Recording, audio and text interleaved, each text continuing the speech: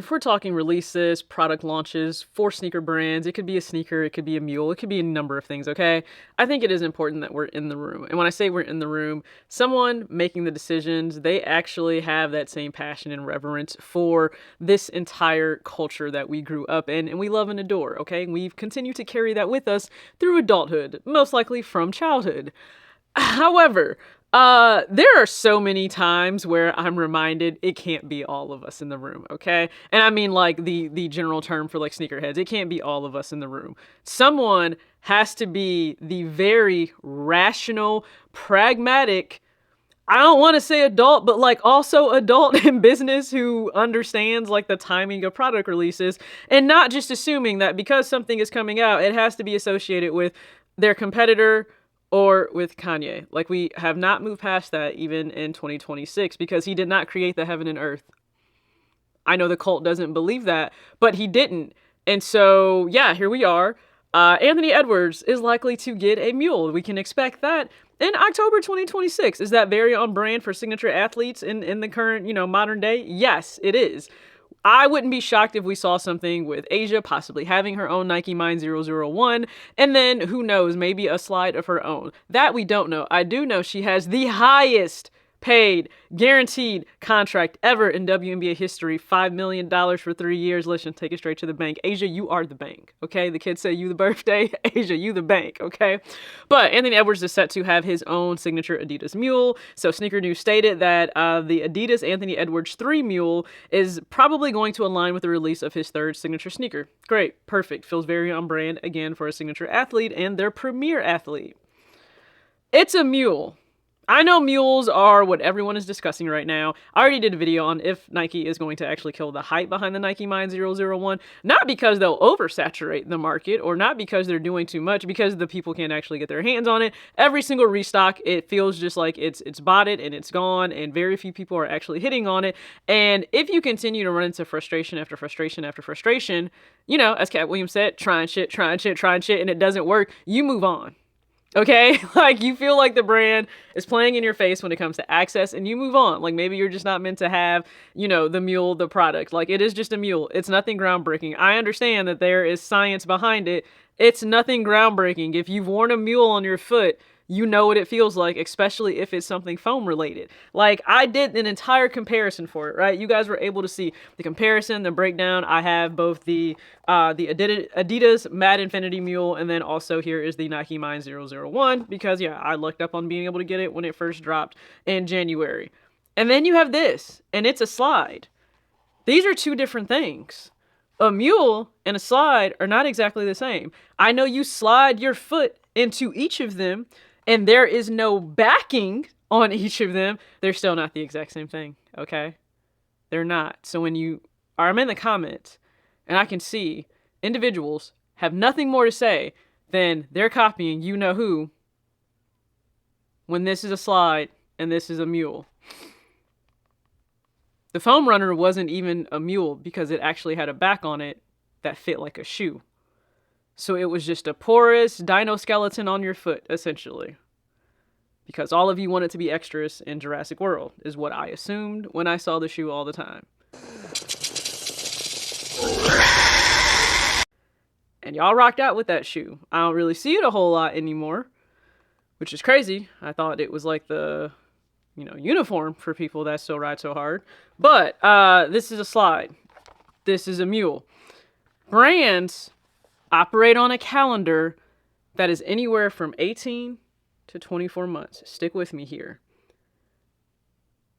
If that mule for Anthony Edwards is dropping in October, they were already at the table talking about this in 2025, and then likely, I would even say maybe end of 2024, but let's just say start of 2025. Let's just say start of 2025. January, February, moving on down to October 2026, that's when it'll actually come to market. That's following the standard protocol of how long these shoes take to come to market.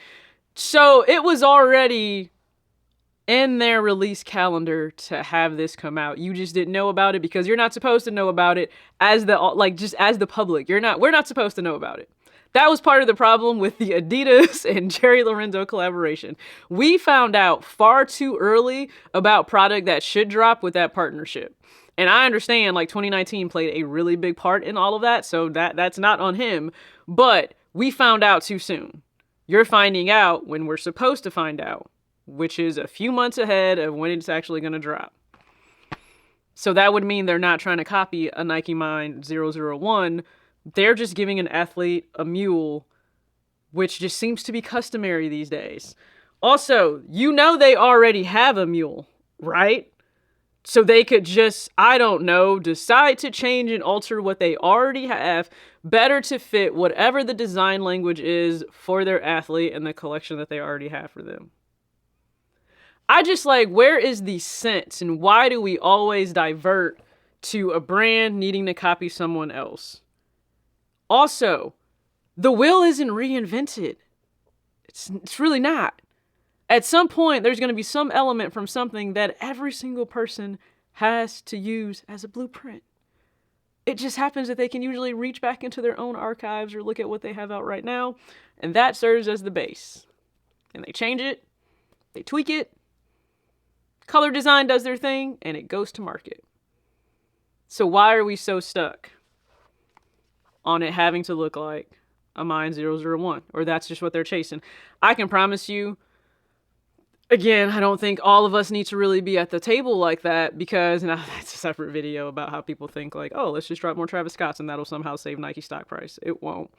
But, you know, don't mind if I do. Adidas Mind 001, hot take, these look better than the Nike Minds, which I appreciate that hot take. I really do. For some people, they're not going to like that. They feel it looks like, you know, the joke of a Cybertruck. I didn't have a problem with people saying that or whatever because I get it. Based on the angles of this, 100% get it. But, you know, someone said, hey, Nike Mind, Temu, even though Nike is known to actually have, like, quality control with their product that they're still charging $220 for, you can't just copy Nike Mind or just have a mule come out.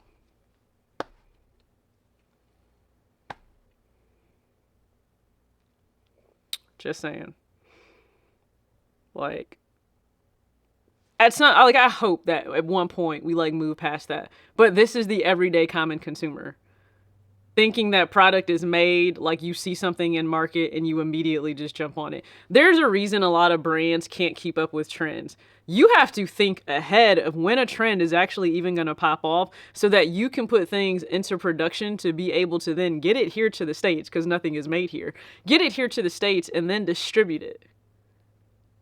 Like Nike and Adidas, they don't move that fast to be able to do that. You have the Zars and the H&Ms. Yeah, fast fashion. They can truly move that fast. Adidas and Nike can't do that.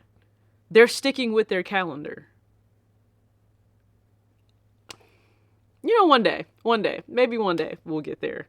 No time soon, okay? No time soon. But hey, if you're interested in the Anthony Edwards 3 Mule, you can go ahead and drop your thoughts. I am curious though, do you think it looks better than the Nike Mind 001? And quite frankly, like I said, I think they're going to end up killing their own hype on that because no one can get their hands on it and people are just going to walk away and wash their hands of it. And I don't blame them because I damn sure also wouldn't pay resale for it. I just wouldn't. I'm not up for paying resale for like anything these days. So be sure to share your thoughts below. If you missed my recap for the Adidas Samba Viewfinder, insane lines down the block, around the corner, through the back parking lot for hours and hours and hours. So be sure to check out that video. As always, act your age, not your shoe size. And also, Steph Curry, great for the world of basketball. We survived the play-in game. All right. That being said, act your age, not your shoe size. Peace.